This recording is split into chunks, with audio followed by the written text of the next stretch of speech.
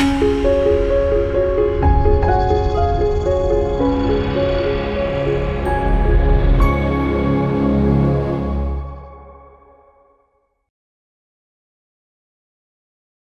మాత్రం. నేను మీ journalist Navata. Welcome to R voice.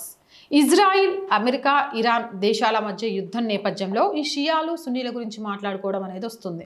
అసలు షియాలు అంటే ఏంటి, సున్నీలు అంటే ఏంటి, 1400 ఏళ్ల చరిత్ర ఏంటి అనేది ఈ వీడియో ద్వారా నేను మీకు అందించే ప్రయత్నం చేస్తాను. ఇజ్రాయిల్, అమెరికా దేశాలు ఇరాన్పై దాడి చేసి ఆ దేశ సుప్రీం పాలకుడు ఖమేనీ సహా పలువురు కీలక నేతలను మట్టుబెట్టడంతో భారత్, పాకిస్తాన్తో పాటు పలు దేశాల్లోని షియా ముస్లింలు నిరసన ప్రదర్శనలు చేపట్టారు. ఈ నేపథ్యంలో సున్నీ షియాల మధ్య వైరుధ్యాలను మరోసారి తెరపైకొచ్చాయి. పలు ఇస్లాం దేశాలలో అంతర్గత ఘర్షణలకు, ముస్లిం దేశాల మధ్య ఘర్షణలకు సహితం ఈ విభేదాలే ప్రాతిపదికగా భావిస్తుంటారు. మధ్యప్రాచ్యంలో ఆధిపత్యం కోసం సంఘర్షణ మూలాల విశ్లేషణలు మొత్తం ముస్లిం ప్రపంచంలో ఉన్న సమకాలీన ఉద్రిక్తతల వెనుక ఉన్న ప్రాథమిక చోదక కారకంగా సున్నీలు షియాల మధ్య చారిత్రక విభేదాల్ని వెల్లడిస్తున్నాయి. సున్నీ షియా ముస్లింల మధ్య 1400 సంవత్సరాల యుద్ధం ఉనికిపై చర్చలు నేడు సర్వసాధారణమవుతున్నాయి. ప్రవక్త మహమ్మద్ మరణం తర్వాత ఇస్లామిక్ ఖలీఫా ప్రారంభ సంవత్సరంలో ఆయన చట్టబద్ధమైన వారసుడికి సంబంధించి సున్నీలు షియాల మధ్య తేడాలు తలెత్తాయి అనడంలో సందేహం లేదు. అయితే షరియా, సున్నీ షియా వివరణల మధ్య కొన్ని విభేదాలు ఉన్నప్పటికీ రెండు వైపుల నుండి మత పెద్దలు చాలా కాలంగా సంభాషణలో నిమగ్నమై శతాబ్దాలుగా ఒకరి మతపరమైన ఆలోచనను మరొకరు ప్రభావితం చేశారు. ప్రపంచంలోని అతిపెద్ద మతాల్లో ఇస్లాం ఒకటి. అన్ని దేశాల్లో కలిపి 200 కోట్ల మంది ముస్లింలు ఉండగా ప్రపంచ జనాభాలో వీరి వాటా దాదాపు 26% ఉంది. ఇస్లాంలో సున్నీ షియా అనేవి రెండు ప్రధాన వర్గాలు. ఈ రెండు వర్గాల ప్రజలు అల్లాహ్ను దైవంగా ఆరాధిస్తారు. అయితే కొన్ని విషయాల్లో మాత్రం ఈ రెండు వర్గాల మధ్య తేడాలున్నాయి. మహమ్మద్ ప్రవక్త మరణం తర్వాత ఇస్లాం సమాజానికి నాయకుడిగా ఎవరు ఉండాలనే విషయంలో వచ్చిన విభజన కారణంగా సున్నీలు షియాలు అనే రెండు వర్గాలు ఏర్పాటయ్యాయి. ప్రవక్త అనంతరం ఆయన సన్నిహితుడైన అబూబకర్ నాయకత్వాన్ని సున్నీలు సమర్థించారు. కర్బాలా యుద్ధం తర్వాత సున్నీలు షియాల మధ్య విభజన శాశ్వతంగా బలపడింది. ప్రవక్త అల్లుడు, రక్త సంబంధికుడు అయిన అలీ ఇబ్ అలీ తలీబ్ ఆయన వారసుడిగా ఉండాలని కొందరు భావించారు. వీరినే షియా ముస్లింలు అంటారు. వీరు అలీని మొదట ఇమాంగా భావించారు. ముస్లింలలో మెజారిటీ ప్రజలు సున్నీ వర్గానికి చెందినవారు. వీరు 85 నుంచి 90% ఉంటారు. షియాలు 10 నుంచి 15% వరకు ఉంటారు. సున్నీలు, షియాలు ఇద్దరు ఖురాన్ను, అల్లాహ్ను నమ్ముతారు. అయితే ఆచార వ్యవహారాల్లో మాత్రం కొద్దిగా తేడాలుంటాయి. సున్నీలు రోజుకు 5 సార్లు వేర్వేరు సమయాల్లో నమాజ్ చేస్తారు. ఈ సమయంలో వీరు చేతులు కట్టుకొని ఉంటారు. షియాలు కూడా 5 సార్లు నమాజు చేయాలి. కానీ వీరు కొన్నిసార్లు మధ్యాహ్నం, సాయంత్రం, రాత్రి, అర్ధరాత్రి నమాజులు కలిపి 3 సార్లు నమాజ్ చేస్తారు. ప్రార్థన చేసే సమయంలో వీరు చేతులు వదిలేస్తారు. చేతులు కట్టుకోవడం వల్ల నమాజ్కి భంగం వాటిల్లుతుందని వీరు భావిస్తారు. షియాలు నుదుటిని నేలను తాకితే చోట మట్టి బిల్లను ఉంచుతారు. అలాగే అజాన్ ఇచ్చే సమయంలో సున్నీలు షియాల మధ్య కొద్దిపాటి తేడాలున్నాయి. సున్నీలు అమీన్ చెబితే షియాలు అమీన్ చెప్పరు. అలాగే సున్నీలు షియాల మసీదుల్లోనూ నిర్మాణపరంగా స్వల్ప తేడాలుంటాయి. భారతదేశంలో సున్నీలు షియాలు ఒకరి మసీదుకు మరొకరు వెళ్తుంటారు. కానీ నమాజ్ మాత్రం తమ తమ పద్ధతుల్లోనే చేస్తారు. సున్నీలలో ఇమాం అంటే మసీదులో ప్రార్థన చేయించే వ్యక్తి మాత్రమే. కానీ షియాలో మాత్రం ఇమాం అంటే దైవిక జ్ఞానం ఉన్న పవిత్ర నాయకుడు. షియాల్లో మసీదులో ప్రార్థన చేయించే వ్యక్తిని మౌలానా లేదా అలీం అని పిలుస్తారు. షియాలు మహమ్మద్ ప్రవక్త వారసులైన 12 మంది ఇమాంలను పూజిస్తారు. షియాలకు మొహరం అనేది అత్యంత ప్రాముఖ్యమైనది.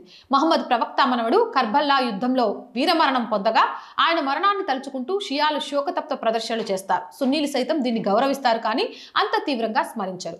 సున్నీ, షియా ఇరు వర్గాల ప్రజలు షరియా చట్ట ప్రకారం నికాను పవిత్రమైన ఒప్పందంగా భావిస్తారు. అయితే షియా వర్గంలో ముతా నికాను అనుమతిస్తారు. ముతా నికా అంటే ఓ రకంగా కాంటాక్ట్ వివాహం.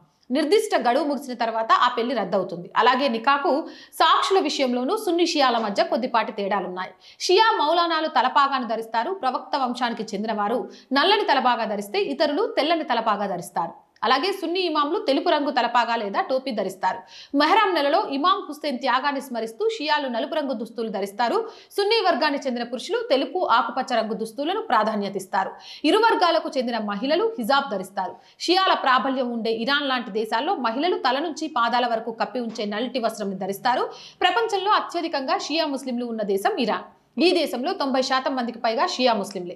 దానికి పొరుగున ఉన్న ఇరాక్లోనూ షియాలు ఎక్కువ సంఖ్యలో ఉన్నారు. అలాగే బహ్రెయిన్, అజర్బైజాన్ దేశాల్లోనూ షియాలు మెజార్టీలు. అంతేకాకుండా Bharat, Pakistan, Lebanon, Yemen, Kuwait తదితర దేశాల్లోనూ షియా జనాభా చెప్పుకోదగ్గ సంఖ్యలో ఉన్నారు. సున్నీ షియాలు కాకుండా సూఫీ, అహ్మదియా, ఇబాదీ, వహాబీ లాంటి వర్గాలు కూడా ఇస్లాంలో ఉన్నాయి. దర్గాలు, ఖవాలీలు సుఫియాయిజంలో భాగం. ప్రేమతో అల్లాను చేరుకోవచ్చని సుఫీలు నమ్ముతారు. ఇబాదీలు ఒమన్లో మెజారిటీ వర్గం. ఇస్లాంను అత్యంత కఠినమైన ప్రాచీనమైన విధానంలో అనుసరించాలని వహదీలు కోరుకుంటారు.